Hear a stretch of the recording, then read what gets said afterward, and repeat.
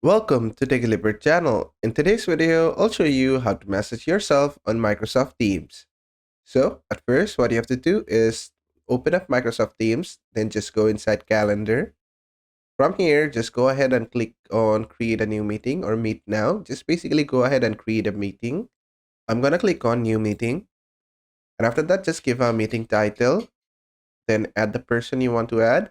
You could give it a time. You could set the repeat thing again. You could give it a location, then just give it a description.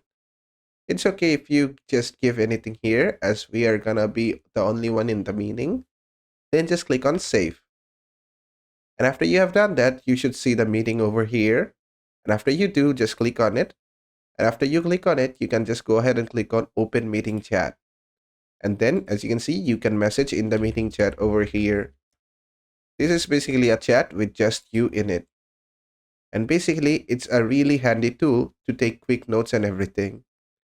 And that is how to message yourself on Microsoft Teams. I hope this video was helpful. If it was, please give it a thumbs up and don't forget to subscribe.